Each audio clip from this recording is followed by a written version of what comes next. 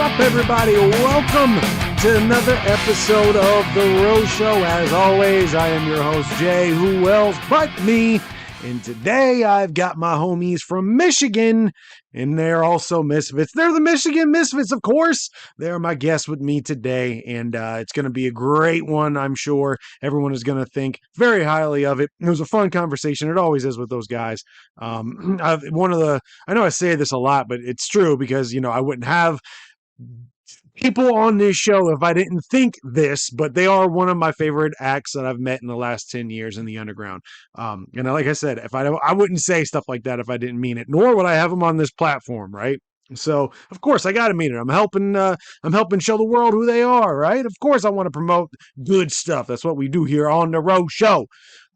With that being said, how good is it that the last 3 episodes that all dropped pretty much within a week of themselves, Episode 11 with SON, Episode 12 with Ken Shamrock, and Episode 13, Midwest Underground.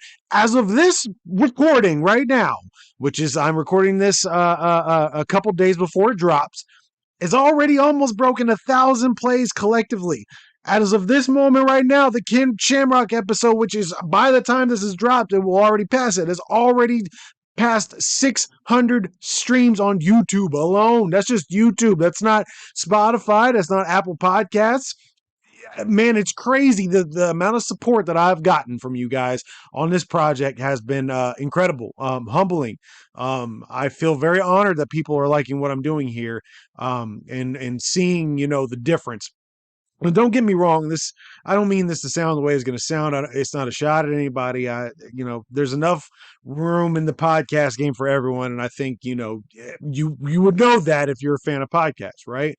But I think when it comes to this show and what makes it different is not only the fact that I try to keep the guests down to people who I think I could have a good conversation with. I don't just ask anybody to come on this show. There's people I have connections to that I don't think I would ever have on here because, I want to make sure that I'm not just putting on guests that I think are going to get views. I mean, it's great that they do. I've been happy with how every single one of them has produced so far when it comes to view counts. They're way above expectations on every single one of them. However, I only put people on here who I think I can have a good conversation with. And I can ask questions that maybe, not everybody has been asked before. That's what I do here on the Rose Show. And I think that's translating to the product as much as possible. And people are responding, obviously. Like I said, the last 3 episodes are at this point have already surpassed 1,000 streams. And I'm just now exiting my 3rd month doing this, I think. Stuff like that's very hard to do. So thank you guys for liking the product, supporting the product, getting the word out there, whether it's, sharing on social media. Best way to support the show, like and subscribe. Whatever you're listening to or watching this on right now, stop, press that pause button real fast and make sure you subscribe and like this episode if you're feeling it. That's the number one way you can help me with this, because then the word gets out to more people. So, anyway, enough of my rambling. Let's go ahead and get to today's episode after a word from my sponsor. All right, everybody, it's time to stop and let you know about today's sponsor of the show, Crazy Martin's in Piqua, Ohio, one of my favorite places in the entire world to go to. Crazy Martin's has provided their customers with quality products for over 20 years, from ashtrays to water pipes and everything in between. Stop in, check out their selection, and of course, check out their pinball machines. With over 20 pins to choose from, there is something for everyone. Crazy since 1996. I don't just say this about every place. I love going to Crazy Martin's. I've always loved going to Crazy Martin's ever since I was of age to go to Crazy Martin's. It's one of my favorite places in the entire world. Me and my wife go there almost every Sunday to play pinball machines. It is one of the funnest spots in Ohio you could possibly find. It is in Piqua, Ohio. Check out their website at www.crazymartins.com.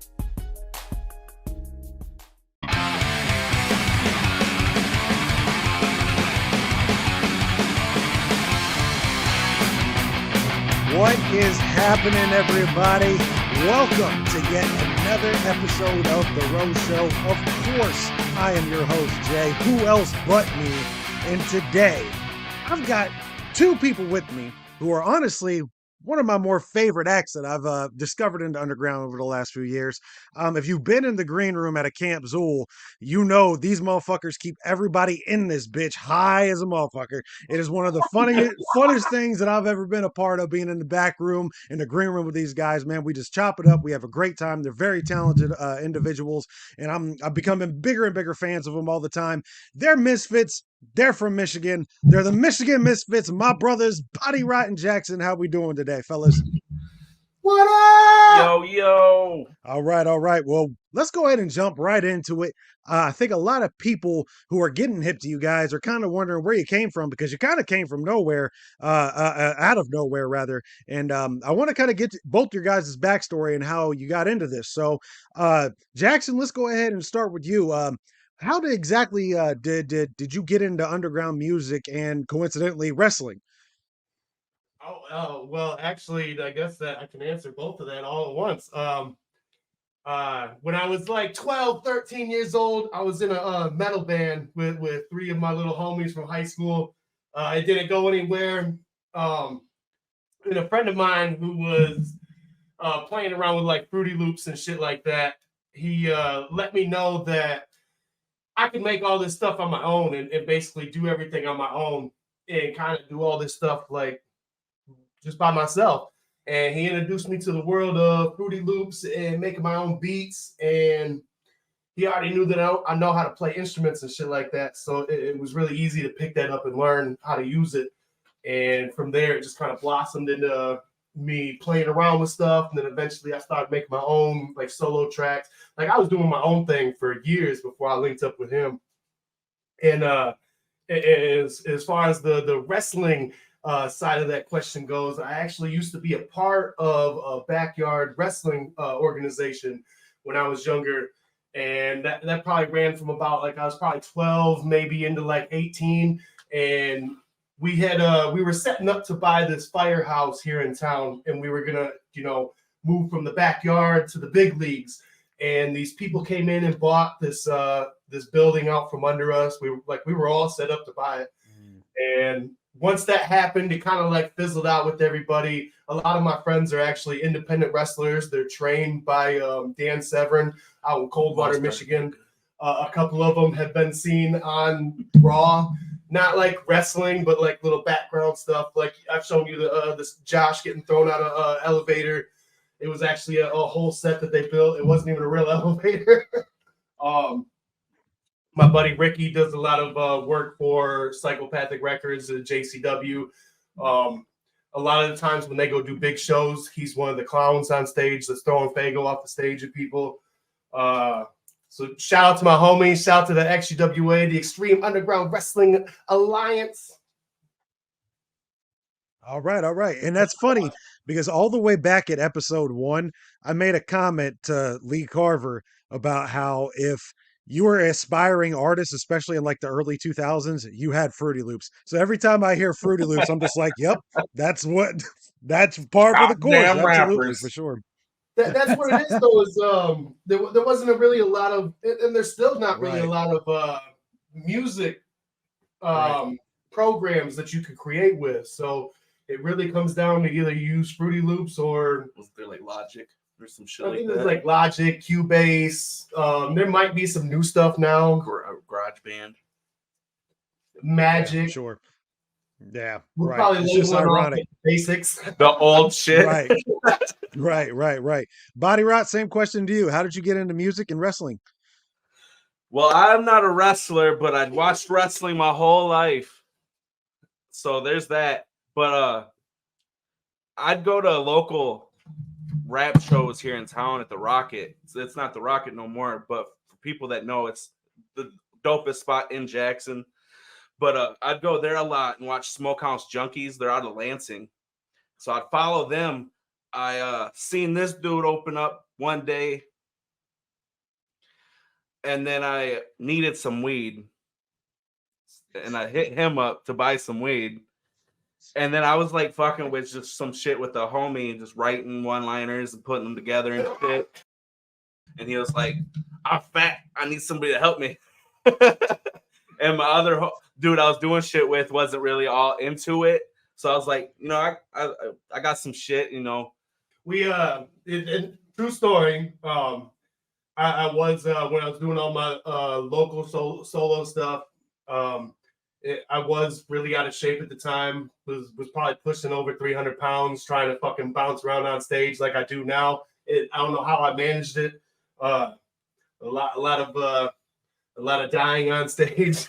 I had a couple friends that would get a hold of me and be like, "Hey, we should do this stuff together." Nobody was real serious about anything, and I gave plenty of people a shot. And like he said, I noticed that he was messing with some stuff. We was hanging out, smoking and chilling. I was selling weed to him, and I was just like, "Man, you wanna give this a shot? Like, we could do something really big with it." And we never really thought it'd get as big as it is now, but next we went like 4 years as just Jackson and Body Rot. Yeah, there was a long time where you would see flyers with us on it, and it was just Jackson and Body Rot. And eventually, it turned into we need like a name. We need to make this like a real group. And 2016. Yeah. He was actually just going through flyers the other day. 2016 is the first time we had the Michigan Misfits on a flyer. Hell yeah. So at what point were you guys like, hey, let's incorporate wrestling into what we're doing? Because luckily when it comes to the underground, wrestling, and there are some that don't, but for the most part, a lot of fans of the underground dig wrestling as well. Did that factor into your choice, or was it just something that you guys were like, this is what we wanted to present, so this is how we're going to present it, or was that intentional? So on my part, when it comes to like the rapping and doing shows and all that, I'm more entertained into doing the entertainment part. So like I'll set up the whole like stage ideas and all the gimmicks for stage and shit, and he'll just come up with most of the music. And also with a follow up with that, we've always kind of like incorporated it into what we do, but only recently have we really like with the belts and all that extra stuff that we've really gone like full on with it.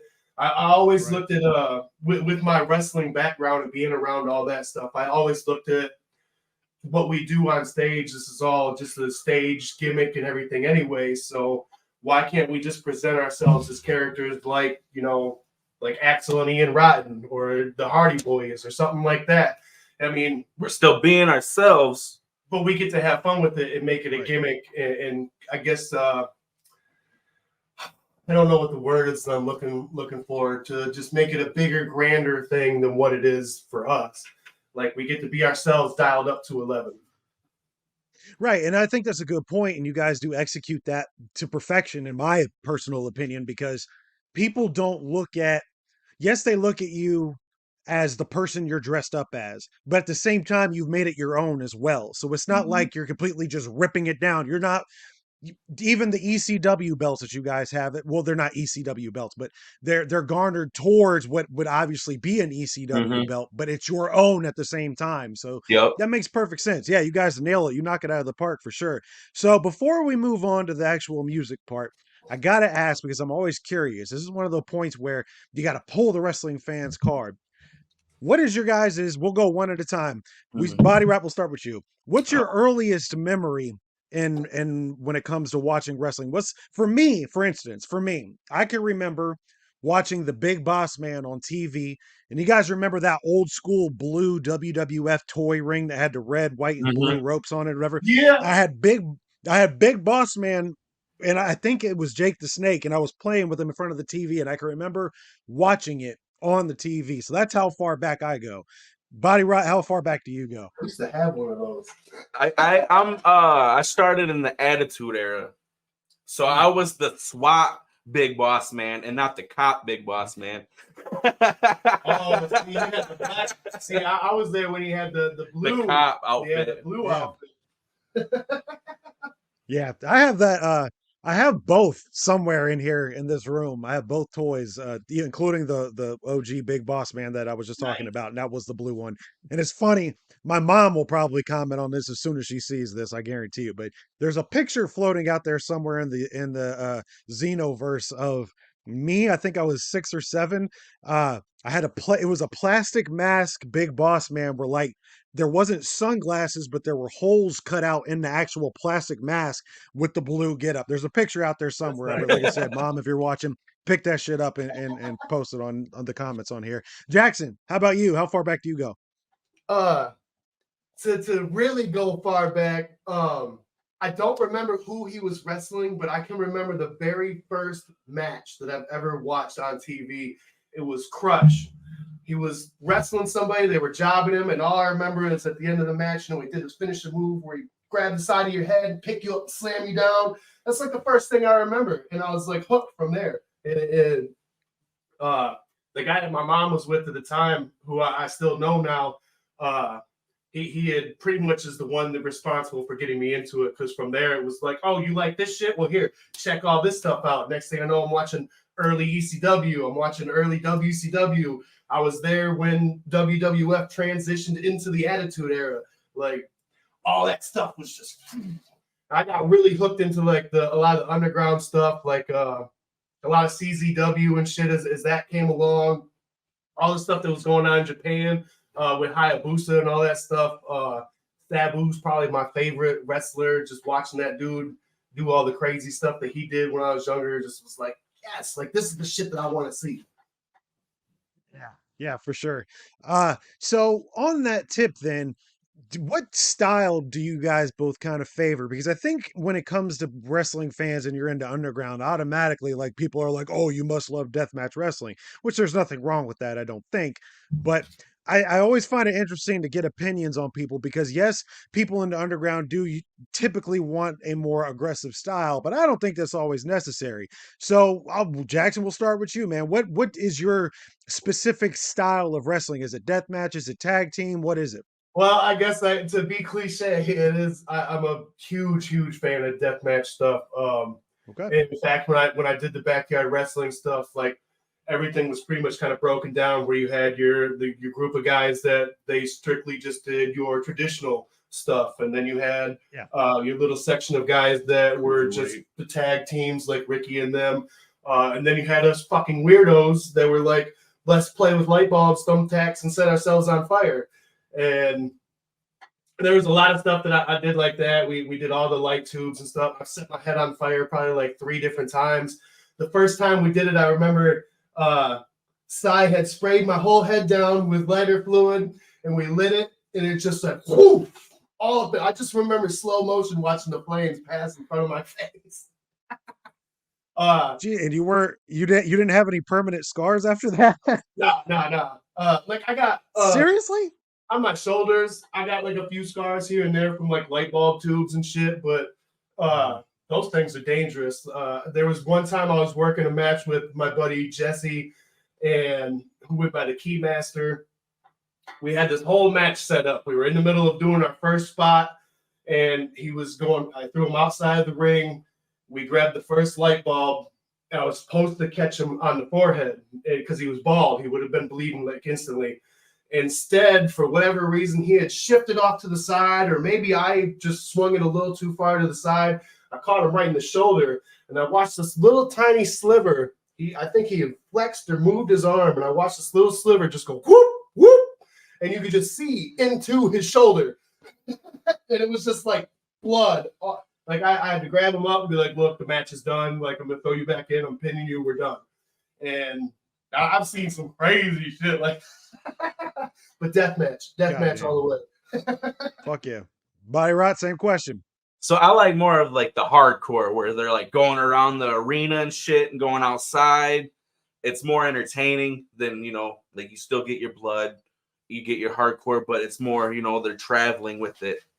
So they're using like different shit for weapons. That's a traditional like hardcore. what was it? Al Snow and Hardcore Holly when they ended the match in the river. Right, yeah. God, I forgot all about that one. Jesus. That's like you went way back with that one. Going through the grocery store.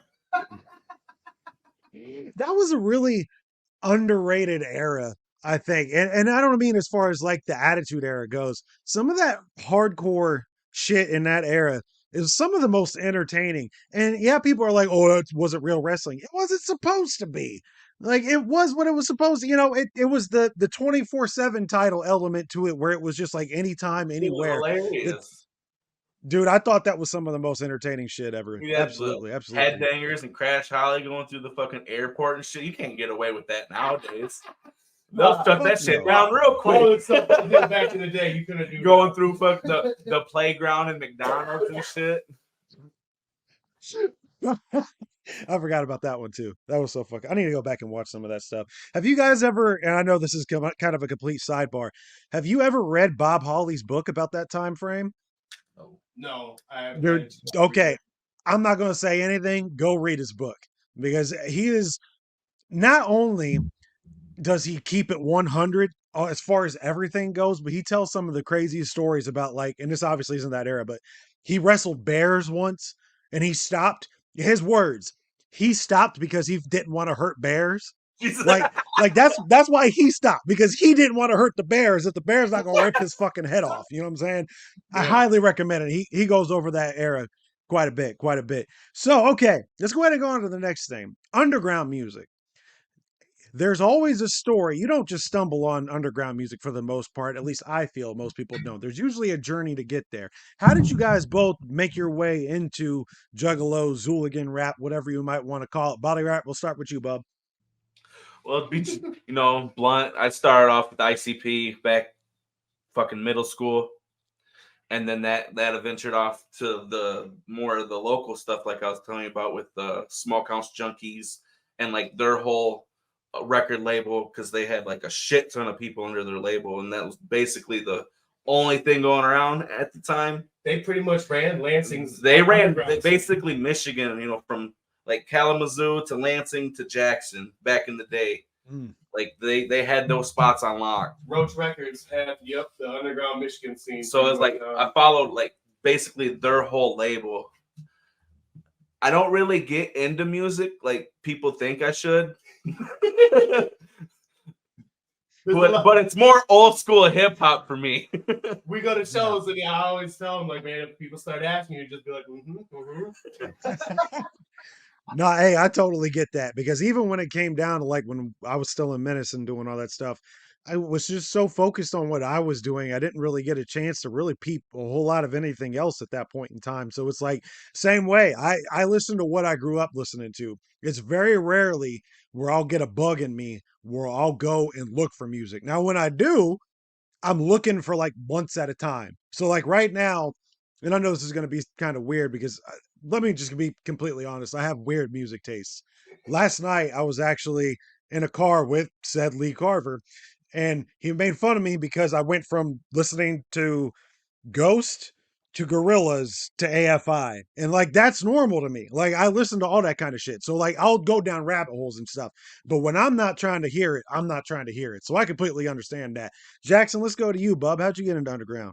Well, like I said, I originally was in a metal group. So I really heavy into like the metal scene when I was younger. I only really a buddy of mine that we wrestled with, Chance, he's the one that got me into like the underground rap scene. I remember the first time I ever heard anything like that. I think we were doing a practice because our wrestling days would be Sundays and we would have practices on Saturdays. And we just finished up and he's like, hey, you want to come smoke a blunt? We go out into his van and go to Hotbox, and he had the closed casket tape. He popped it in for Isham, popped that thing in. First time I've ever heard any of this stuff. And I remember him specifically being like, hey, I know you like all that crazy shit. But he's like, check this out, because it's just as violent, but without all the screaming. And I'm like, all right, I'll peep it out. And, I knew about like Ice Cube and NWA and stuff like that, and Spice One and shit like that. But I never really was like super into it. And I remember he put that in, it played Brainwashed, and that song has been stuck with me forever. And that shit right there opened up basically the floodgates for me to check out everything else. And I feel like a lot of people that get brought into like the Juggalo underground scene, it's just like thrown at them. I was lucky enough that I had friends that were like, if you like this, well, here, I'm going to give you this next CD. Go check that out. Let me know if you like that, and I'll give you the next one. And my buddy Josh had basically did that with ICP for me, where he threw me every Joker's card one at a time. Was like, go listen to this, bring it back when you're done, and I'll give you the next one. And it really spiraled out from there to where I just started branching out and be like, I like this stuff. I want to find more stuff. And I started digging through the Michigan underground scene, discovering Prozac and Cheddar Boys and stuff like that. And it really just grew into what it is now. And as much as that I don't still hang out with a lot of those guys, I forever am grateful for them letting me into this world, because if I wouldn't have got into all that stuff, I'd probably I don't even know what I'd be doing, to be honest, right now. So I thank those motherfuckers eternally.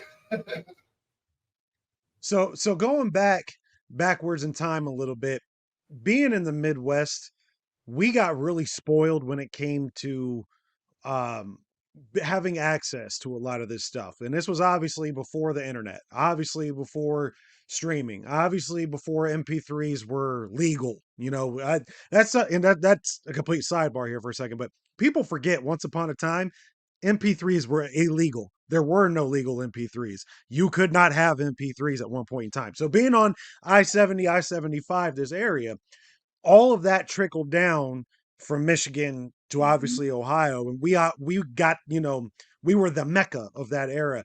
And where I lived in Troy, Ohio, the way I got hip to a lot of this stuff was seeing people's t-shirts. The Joker card t-shirts were fucking everywhere where I lived. And then so seeing that imagery, that's where I was kind of like, what is this? Because you would see the Ringmaster shirt was a real popular one in that time frame.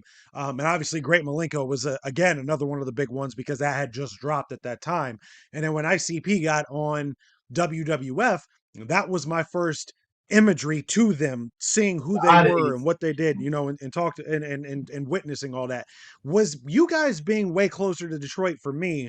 Was it a lot more in your face? Because for me, once I got out of high school, once I got left high school for the day, I stopped seeing it. But was it like that for you guys, where it was like it was plastered everywhere, being so much closer to it than it was to me? Because that's one thing I never really knew. Not for me anyway. It wasn't, because like a lot of the people that I knew, they're all more like Marilyn Manson and Slipknot and shit like that. And it wasn't really until I got introduced to, like, I've always seen, because like Joe Snyder, I knew Joe Snyder before I was into any of that shit. So I've always seen the Joker card jerseys and shit like that. And Joe bust my balls a lot, because there was one time I was hanging out with him, and I think I wasn't really like friends with him, but I was friends with his little brother at the time, Josh. And we were over at somebody's house. They were playing ICP, and I wasn't hip to ICP at that time. So I remember, like, I knew who they was, but I wasn't like, this isn't my shit. So I told my homie to fucking turn that shit off and put some fucking metal on. And this motherfucker was like, oh, what the fuck? You don't like this shit? And then, down the road, I got introduced to everything, and he still bust my balls about that. But, like, if you really wasn't, it's not like how it is now, to where they shove it in your fucking face.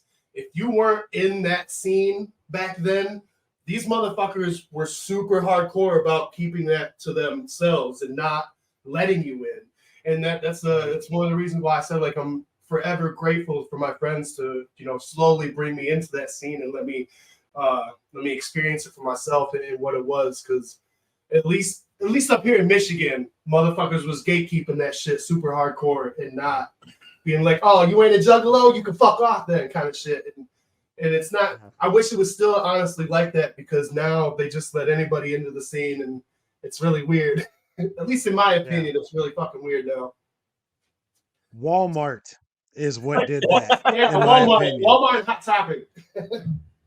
I mean, the second Hot Topic was the spot back in high school to get psychopathic gear. See, the weird thing about Hot Topic is, back in the day, at least when we was younger, for Hot Topic, it looked like you walked into the portal of hell. Yeah. And now when you go into it, it just looks like, emo Gap. Yeah. That's absolutely true too. But I do have a memory, like probably around 7, 8. My homie was like, show me, more of the like ICP that didn't have like all the cussing song, the ones that his dad would let him listen to. We were young, but I didn't really, like listen to it. But and then at school, I won something, a gift card for FYE, and I just went and I was looking through all the CDs, and what stuck out was the Ringmaster album cover, and I was like, I want this one. Because like at school, really, nobody, my high school, there was like me and probably one other weirdo that wore like trip pants and fucking, psychopathic shirts. But when that time of Hot Topic. Right. Yeah, that makes a lot of sense. So when you guys went, at what point did you guys go, we're gonna start making a serious push? Because again, going back kind of what I said when we first started talking, you guys, for me anyway, kind of just boom, you exploded on the scene. I guess you guys said you really started, in 2016 of figuring out, who you were, and you labeled the name Michigan Misfits. But for me, it was just boom, you guys are everywhere all of a sudden. And it started at the first Camp Zool, was when I think I first met you guys. How did you, where did you guys, was there a moment, I guess rather is the correct way to say this, where you were like, hey, we're going to make a serious run at this? It was the 2016 mark when we actually came up with the group name. I think once we finally came up with the Michigan Misfits, I feel like and before that too, when we were trying to come up with the name, we were like, we got to take this. We want people to take us serious. We got to take this serious, turn it into a brand. And we came up with the Michigan Misfits. We started really pushing that and turning it into its own thing to get away from just the Jackson and Body Rot. And I feel like we've worked really hard to make our style not, I guess, the Juggalo style. What a lot of people don't understand, and mainly because a lot of these underground artists are not from Michigan, so they don't understand that being a Michigan artist, you are automatically going to be considered Juggalo rappers. And it doesn't matter what we do, we will always probably get that reference regardless. Because anytime someone's like, hey, I like you guys, you sound like ICP. And it's like as much as we don't like hearing that, we understand that that's what people associate it with. So you got to take it as a compliment. But I think really once, we made a firm decision that we were going to do our own thing, make our own style. We weren't going to paint our face. We weren't going to do all that other extra stuff. And there's nothing against anybody that wants to do that. If that's what you want to do to push yourself, I mean, that's you. I mean, yeah. Ultimately, at the end of the day, we'll make fun of you.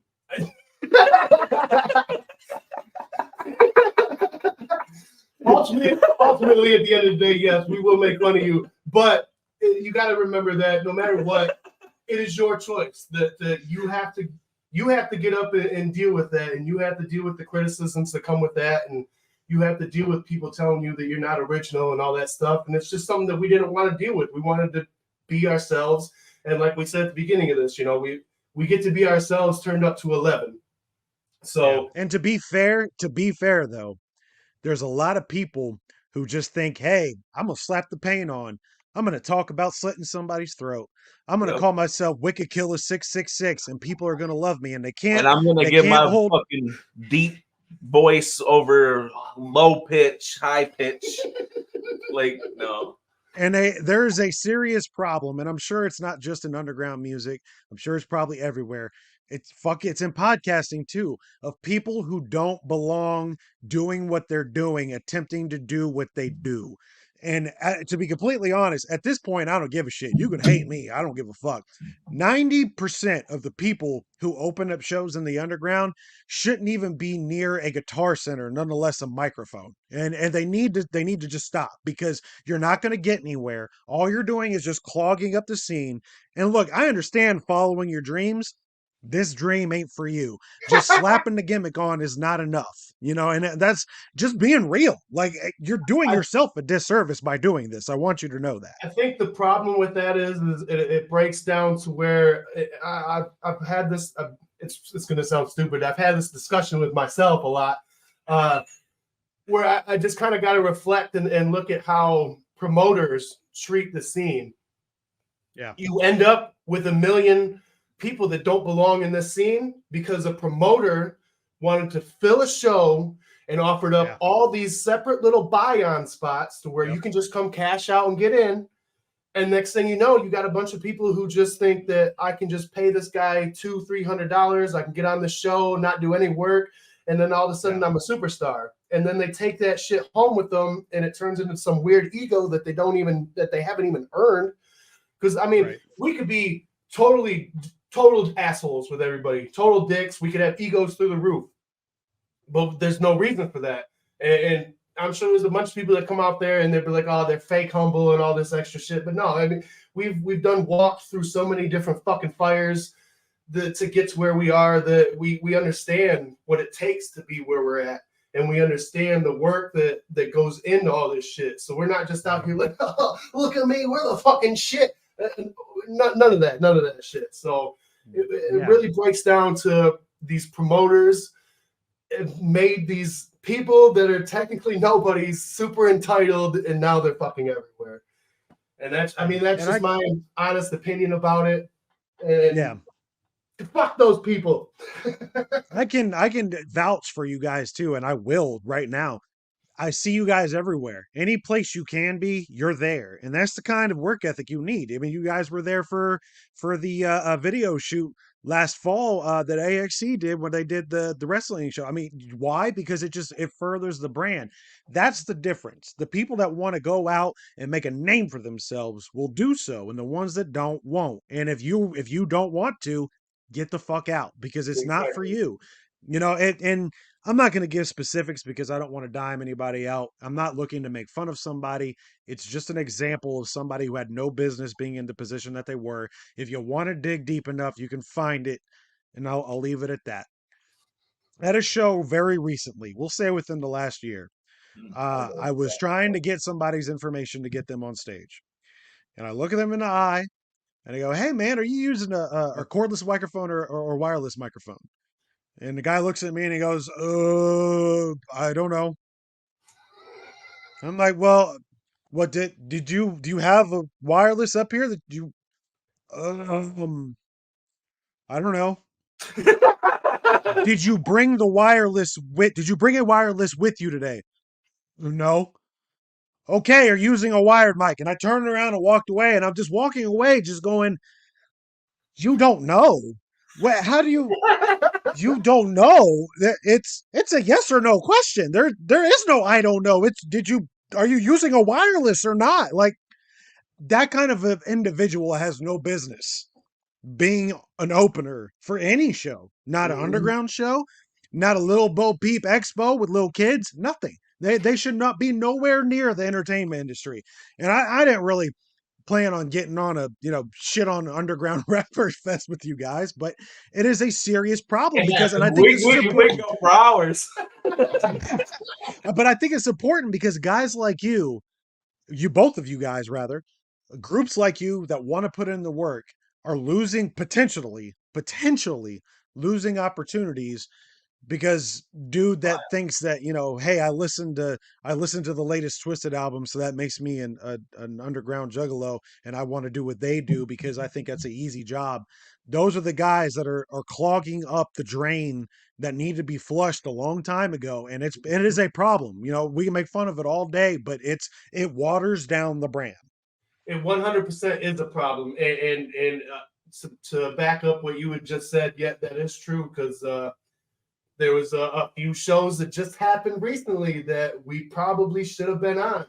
And because things that got outsourced to promoters that wanted buy-ons, these people, and that's the thing that we understand too at the end of the day. This is a business and people need to make their money back for whatever they're doing. And we totally understand that. That's why we don't go on social media like a lot of these rappers and complain, oh, so and so didn't put me on this show. Oh, so and so didn't give me enough time over.